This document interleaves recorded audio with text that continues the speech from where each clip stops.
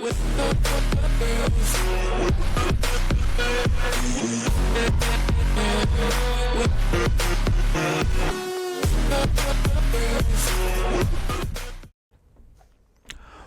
back to Sip2Tally Films. I'm your host, Coach Evans, and today we're going to get into our number 15 team. Yesterday was number 16. Just 16 was the Tampa Bay Buccaneers, and a quick rundown of the scores for the Bucs.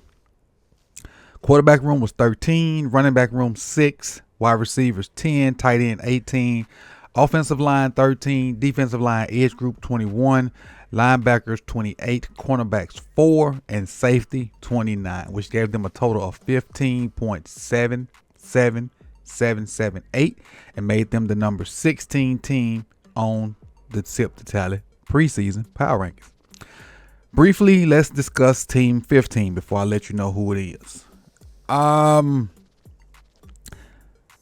This team should have been earlier on this countdown, but some recent moves and a move I forgot to add into their equation that happened after I initially did these moved them up. So they went from week 2 to week 3 and moved into the top 15 because of that.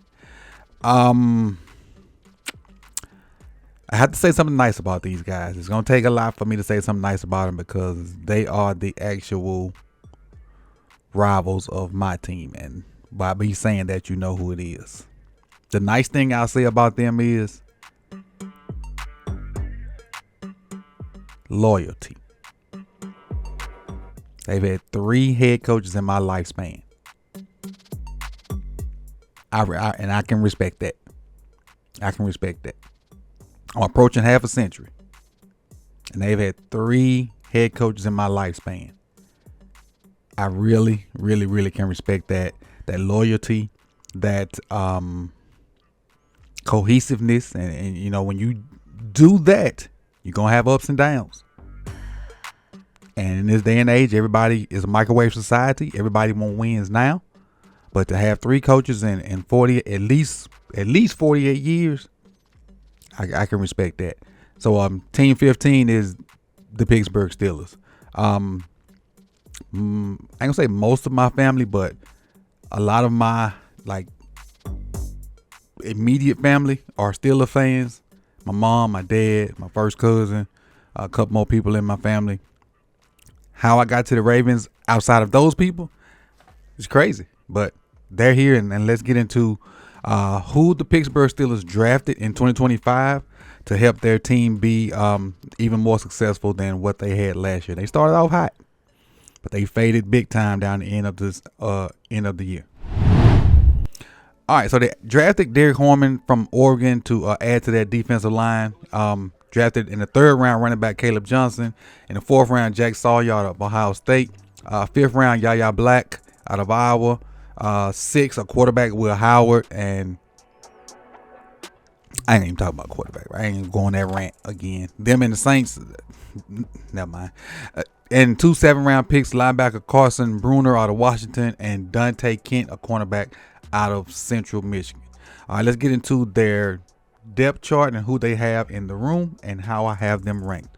Well, we all know this was the summer where they waited on Aaron Rodgers when they had the opportunity to go. Never mind, I said I wasn't going there. In that quarterback room, Aaron Rodgers, Mason Rudolph, they drafted Will Howard and Skylar Thompson, the old Dolphins backup. Is Aaron Rodgers enough to make them a better team? That's the $1 million question. Aaron was meh at best last year.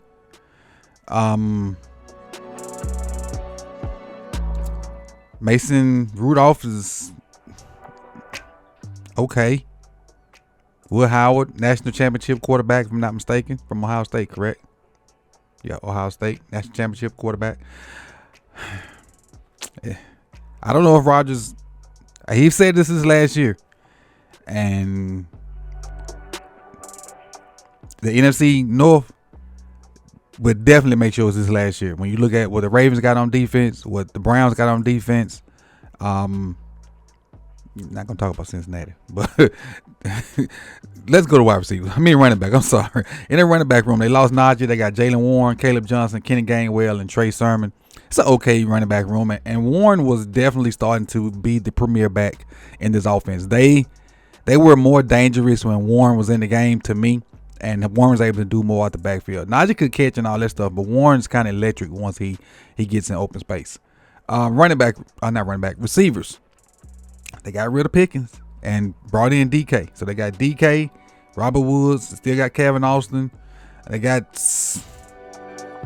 not much behind them guys. Roman Wilson from Michigan, Scotty Miller, Ben Skoranek. It ain't a lot behind the first three. It just ain't a lot behind them. I don't know what else to say, man. The combination of DK and George was exciting, but then just DK by himself, that ain't exciting to me. DK still dangerous, but DK by himself ain't as exciting as it would have been DK with Pickens. That would have been scary dangerous. Scary dangerous. The tight end room. I really like that tight end room. I like Pat Freiermuth. They added Jonnu when they traded. Got Darnell Washington, that's basically a 6 offensive lineman, and they still got Baby Hayward as a H-back type guy too. So their tight end room is pretty good, like really good. If you straight blocking, you can go Washington. A lot of move stuff and stuff out the backfield. You can even put him at running back, Jonnu Smith, and then we all know Pat Freiermuth is pretty clutch for them, except for the last play of the game when they needed a third down catch and he dropped it. Offensive line. They also got Connor listed as a fullback too. Just throwing it out there. They got Connor Hayward listed as a fullback too. Left tackle, Broderick Jones, not very good. Talk a lot, but not very good. Isaac Samolu, Zach Frazier, Nick Cormith, and Troy Fatnu. The mother four I can deal with. I really like Fatnu coming out of college. Frazier was good coming out of college, and I think they'll be better up front if Jones is better. Jones talked a lot, did a lot of extra stuff, but gave up a lot of sacks. At one point, he gave up the most sacks in the league from the left tackle position. But if he can get better, along with those young guys being healthier, because Fatnu missed almost the entire rookie season, they'll be better up front. And so let's see what I have them ranked. Quarterback 18, running back 30, wide receiver 27, tight end 5. Like I said, I really like that tight end room. And offensive line 26 with the potential to be a lot better. I got him at 26 because of what they put on tape and or injury, but they have the potential to be a lot better up front. Let's go to the defensive side, where the Steelers have always been a defensive team, no matter who offensively they've had, from Steel Curtin all them years on up, Mean Joe Green, immaculate, whatever it was, the interception with Franco Harris. I forgot what it's actually called. They've always been a defensive team, and that still don't change, man. Up front, TJ Watt, Cam Hayward. I don't think you can get a better 1-2 combination than that in NFL. You just can't. Then you add Highsmith to it. They drafted Derek Horman. Up front, they are a problem. They are, like, no matter me being a Ravens fan, I cannot hate on what they have up front. They are an issue up front with Hayward and Watt. No matter who else the other 2 guys or 3 guys they got up there, if they got Hayward and Watt on the field at the same time, they are a problem. They are a problem. Going to the linebackers, Pat Queen started off with a good season, then faded down the stretch. The rookie, he was a rookie last year. Wilson, was beside him and played okay. Had an amazing pick versus the Ravens on the Justice Hill. He was covering Justice Hill. He had an amazing pick that game. But their linebacker group is okay. And even though Queen looks like he's worse than Wilson, he not. And y'all know Queen, my dude. Going to the cornerback room, they added Jalen Ramsey and they added Darius Slay to go along with Joe Porter Jr. Now Porter hadn't came into his own yet because he gets a lot of penalties because they asked him to play a lot of man-on-man. They asked him to go cover everyone's number 1 receiver, and that was a lot, in my opinion, to put on a young guy, but he took it on the chin and had some success and had some failures. I think he had more success as a rookie than he did last year as a second-year player. But going into his third year, I think he'll be okay, especially with the added presence of Jalen Ramsey and Darius Slay. Then you look at their safeties. They lost Minka in the trade for Ramsey.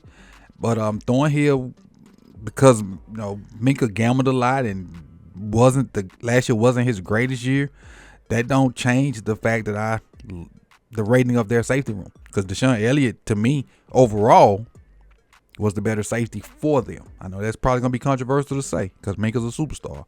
But I think Elliott was more solid for them going forward. And replacing Thornhill with Minka may not change much on the back end for them. But having Hayward and Watt makes all their job a lot easier. Let's see what I have them ranked. Okay, ladies and gentlemen, we have our first number one of this preseason countdown. Our very first. And that is the Pittsburgh Steelers defensive line edge group. Linebacker group, I have 19, cornerback 7, and then safety 7. When you take all 9 of those numbers together, add them up, divide them by 9, you get 15.55556, and that makes the Pittsburgh Steelers the number 15 on our Sip2Tally Power Rankings for preseason 2025.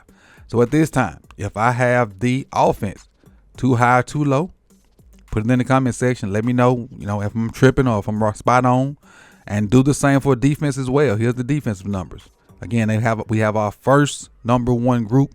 That's the Steelers defensive line edge group. And then total here.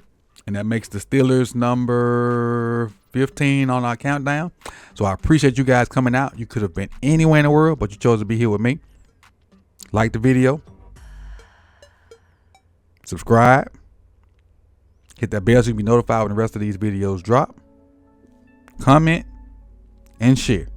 That's your homework for today. Oh, see y'all soon. Now, there's a special day in this household Monday, so you may not get Team 14 until Wednesday. And Team 14 is probably going to piss some people off. Peace, y'all.